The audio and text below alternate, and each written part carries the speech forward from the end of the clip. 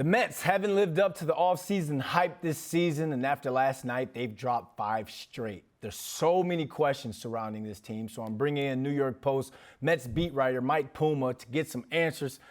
Mike, let's start with the pitching. Max Scherzer did a decent job last night, but clearly it wasn't good enough. Is this team good enough to overcome less than perfect pitching performances? Well, right now they aren't. They're getting into that zone where if they give up 4 or 5 runs a game, they're cooked because the offense isn't there to bring them back. Now, last night Scherzer was mowing him down. He had 10 strikeouts, but Buck Showalter tried to get him through the 6th because that bullpen's been overextended, and the move backfired. Scherzer gave up a couple of runs, and then the Mets lost the game late in the 8th inning. But, right now, if they aren't getting the type of performance where their pitcher gives up 1 or 2 runs, it's been problematic. Well, let's talk about that offense because Pete Alonso has been that offense, and he left the game with a wrist injury. So what's the latest on Pete, and how much will this team miss his bat and his offense? Well, the good news is the initial X-rays last night were negative. They're calling it a contusion to the left wrist after he got drilled by Charlie Morton in the 1st inning. But we'll see. He's due to undergo further testing today.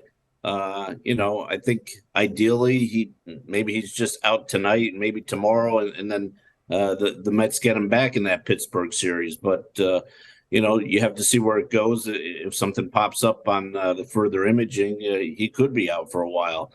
But as we speak right now, it looks promising. And as we know, he's really the one component of that lineup the Mets can't afford to lose because they don't have the power elsewhere. Alonso's leading the major leagues with 22 homers.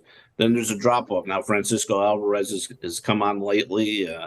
Francisco Lindor has shown a little bit, but really, if they lose Pete Alonso for any kind of extended stretch here, it's really going to hurt a lineup that really is underperformed to this point.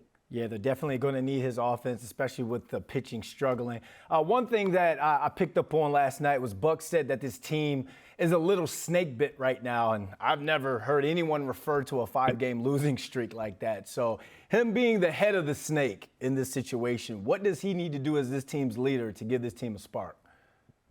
Yeah, I don't know if there's anything he can do right now.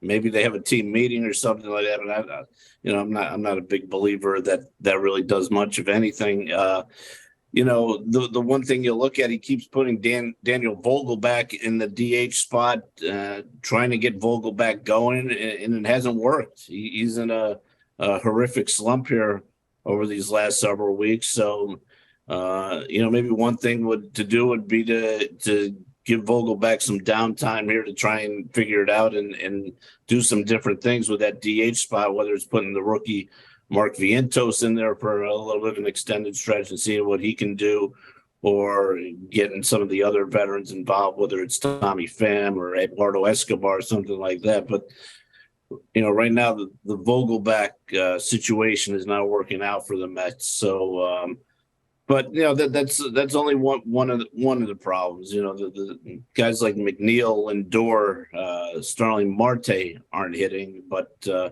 there's a lot of focus on that DH spot right now because that's one area that Buck Showalter can change, where the others are they're kind of locked into spots.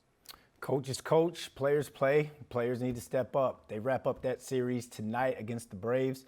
Mike, thanks for joining us. Thanks for having me.